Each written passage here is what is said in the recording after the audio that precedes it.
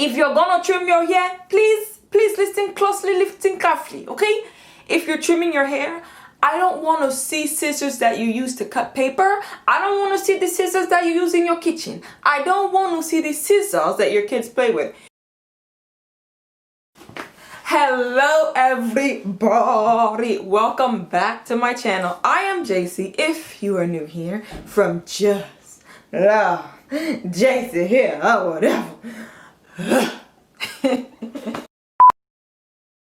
How you all doing? I hope you're doing well, because I am doing well today.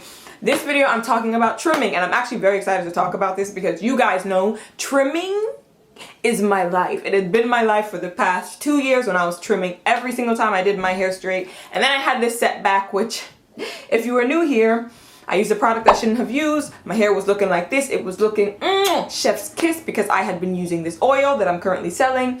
Right now, it is being restocked. Don't worry, it's coming to you fast. But I was using this oil, got my hair back to this place, and then I used a product, had a lot of glycerin. I'm gonna link that video somewhere in the cards, and now my hair looks like this. So we're back on this whole trimming journey.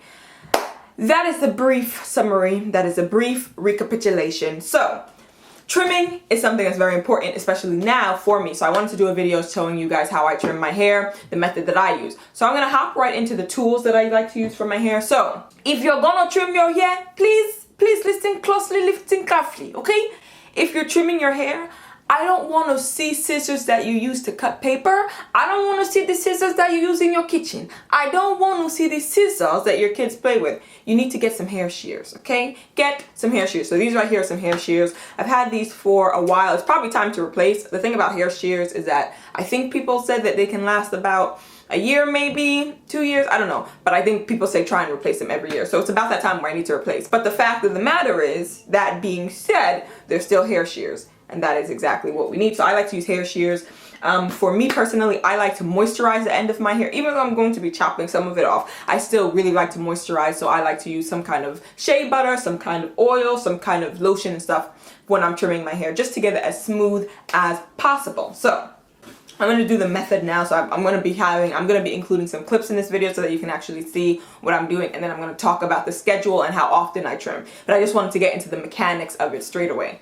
So when I'm trimming my hair, I personally trim my hair with twists. I know some people really believe in straightening their hair before they twist. So people that are typically natural, most of the time, will go and get their hair pressed or blown out or something to get it trimmed that way. Personally, that's not how I do it. That's not how I've ever done it. In the past 2 years when I was trimming my hair, I never did it like that. And I still was able to manage to keep a nice shape. It never felt like my hair looked choppy. I mean, I will include some pictures here of how my hair was looking after that whole trim journey and it getting back to where it needed to be. As you guys can see, it looks fine. There's no, inconsistencies in length that you can see anyway. Now, I'm not a person that wears my hair straight. I kind of go off how my hair looks when it's in a twist out. That's fine enough for me. So if you wear your hair straight a lot, I can see why you would want to make sure that the trim is as even as possible, so that if you're straightening your hair, it doesn't look crazy. All right.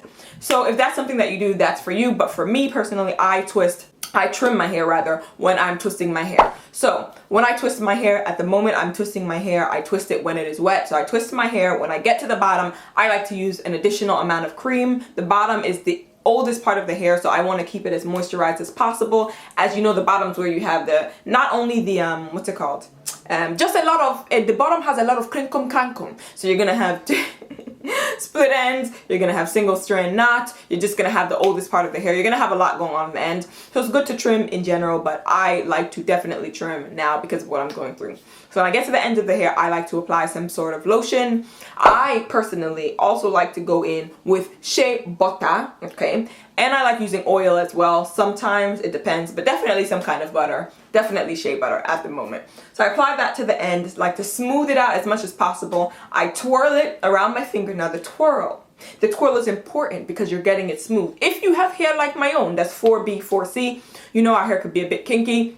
And sometimes in the end, if you don't actually twirl it and get it as straight as possible, you might be cutting chunks that are not as even as possible. So you want to smooth it out so that you can actually see what you're cutting off and make sure you're cutting off a good amount. If you plan on cutting, half an inch, but your hair is all crinkum crankum at the end and you don't do the twirl and straighten it out, you might end up cutting off an inch because of shrinkage and how small it looks. But actually, if you were to stretch it out, it would be a lot longer than that. So I like to stretch it off just so I'm making sure that I'm taking a good even amount off of each. I eyeball it. I'm using my eyeball, so I'm not measuring. But when I do that, I'm able to be like, okay, I trimmed at least this amount off of this, so I try and do that throughout my head. So that's how I do it. That is it, easy peasy. There's no, you know, special signs to it, nothing crazy. A few of you guys were asking for this video, so I was like, okay, it's pretty easy to make. I'm gonna make the video. So for me, there is no right way specifically to trim your hair. Like I said, some people prefer trimming it when it is straight. Some people prefer trimming it like I do in sections when I'm twisting. I think the only thing that you can do wrong is the type of scissors that you're using. Like I said, get into Ofuma. Listen closely, listen carefully. Just use a hair shears. Hair shears are good to use because of the fact that they are sharp. They're very sharp. So when you're cutting your hair, you're not cutting your hair with blunt scissors that are going to leave you with extra split ends. The point of cutting the hair is that you're trying to get rid of the split endings. So you want scissors that are sharp. It's going to do a clean cut and it's not going to give you more split ends. Now, split ends are normal. Split ends happen. And, you know, some people have asked me, how much split ends do I have? Do I see that? I don't really go through my hair like I used to. You know, there's some people that dust. There's something called dusting, if you guys don't know, which is when, I guess it's if you have more free time. I guess it's easier to do if your hair is out like this, but you kind of just look at the ends and say, oh yeah, there's a knot. Let me isolate that one strand and cut off that split end. Oh, I'm looking, oh, there's a split end here. Let me isolate that and cut that off. That is dusting. I used to do that a lot in the beginning of my hair journey because I was obsessed. Like when I first started in high school, I was like obsessed with my hair and stuff and I wanted it to be the best as possible. Also, I had been doing years prior of just higgy haga nonsense with my hair. So of course it was a whole bunch of single strand knots. It was a whole bunch of split ends. It was just like tragic. So dusting was really, really good at that time to get rid of all the damage that I've been doing years before with just doing my natural hair the whatever kind of way. At the start of the journey, I found it to be very useful, but this video is mainly about trimming because I no longer dust. But there is dusting so you can isolate, and look, I don't do that anymore, so I'm not really aware of how much actual split ends I have. I just kind of like trim from the bottom. I don't look through the length and try and get that. Obviously that would be good too if you have that time and energy to do so, but for me, I'm just targeting the ones at the end. So I do not stay and look and figure out, okay, what's split ends, what's not split ends. So I couldn't really tell you how much split ends I have or how much I don't. All I go off of is when I'm detangling my hair. If I'm detangling my hair and it feels like the ends are like really hard to get through, like they're always going to be hard to get to, because let's be honest, let's be real. I have 4B, 4C hair, so it's just going to be hard, especially finger detangling, to get through the ends. That's just how it goes. But sometimes it's harder than others. And in those times I'm like, okay, you know, it might be time for a trim. This was back when I was trimming when it needed trimming. That could be a way that I determined it. But I definitely don't look through it. Single strand knots, I definitely have those. I can tell because when I play with the bottom of my twist, sometimes, you know, you do like this, the little hairs are out and you can feel a single strand knot. I don't go out of my way to cut it at that moment. Again, I don't really have the time, so if I see it, I make a note of it. I'm like, okay, I have single hand strand knots. So those are very normal to me. That's very natural to me. It's not that many for me at this moment in time. It hasn't been many single strand knots in my hair for the past, I want to say 2 years, because of the fact that I have been on a trimming journey. So almost every time, not almost, every time that I twisted my hair, I would be trimming. So single strand knots, it didn't really have some time to stick around. So it would be very, very rare that I would look at a twist and see a single strand knot because I was trimming so often. But in the times when my hair was okay and I would be trimming whenever I felt like it needed it, or every 6 to 8 weeks, yeah, definitely I would see some single strand knots and I would, you know, knock those off every 6 to 8 weeks. So I'm going to wrap up telling you guys my scheduled time for trimming my hair, and I'm also going to tell you guys the recommended time for trimming your hair. So let me start off with the recommended. For those of you that didn't come here for jibba jabba, chit chat, chin wagging, the normal time that you should be trimming your hair according to science. Lord, who made this rule up? Now that I think about it, who said that? Who said that? Please, I don't have any time for any gossip now. Eh? Yes. Look at you. Yeah, I don't know who said it, but somebody said it, and I've been doing it, and it was working for me. So people say you want to trim every 6 to 8 weeks.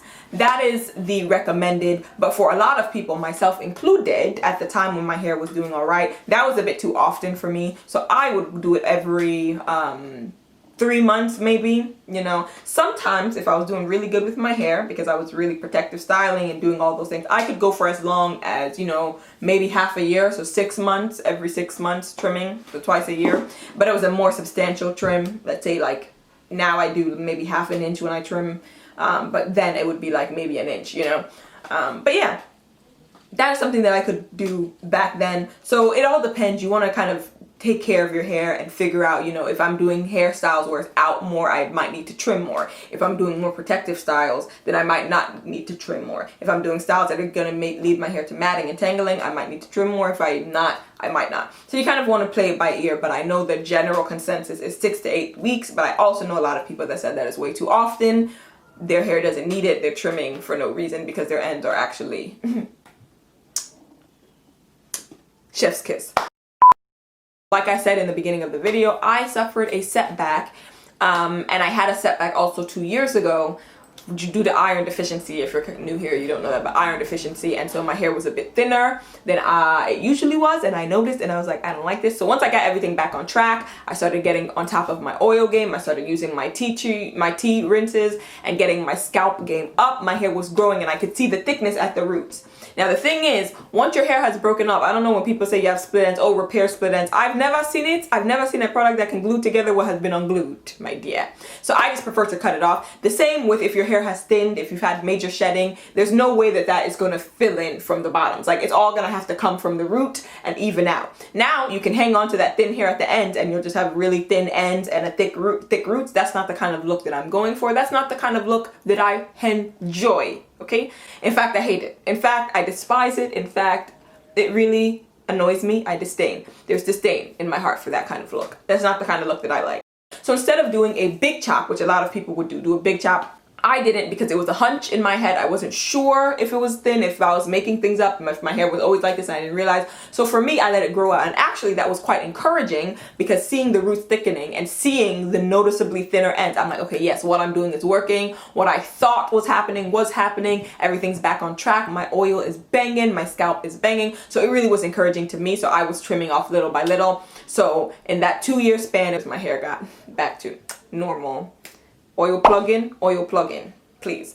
But anyway, so I was trimming my hair little by little, and I would trim every time I twisted my hair. And I did my hair, or washed my hair, which was every 3 weeks.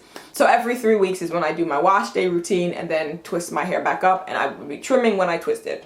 Every 3 weeks. But yeah, so now I suffer this other setback, so now I'm kind of back to that. So I kind of had stopped trimming my hair every time I twisted it for a bit, and then the setback happened, and so now I'm back on that because my ends are again thinner. We have some breakage, we have some going on, so I'm using my oil again, so I know in no time, I could already see the difference, like the scalp, the hairs at the roots, baby girl, chef's kiss.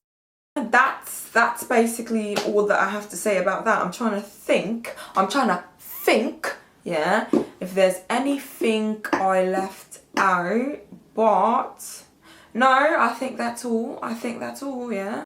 Does all. Because everyone needs to trim. It's just how often depends on you. But don't let those ends do crinkum crankum, because they're gonna be doing this. They're gonna be doing this and they're gonna be breaking. They're gonna be breaking clean up. And your hair will look like egg. Oh, telite. Bottom pot. I don't want to hear Pem. I don't want to hear what? Pem. Cool. Comment down below how often you guys trim your hair, because I'm curious about what kind of journeys you guys are on and, you know, how often that entails. Anyway, thank you guys so much for watching. Make sure you like, comment, subscribe, follow me on Instagram, and I'm going to see you guys in my next video. Bye. Besos.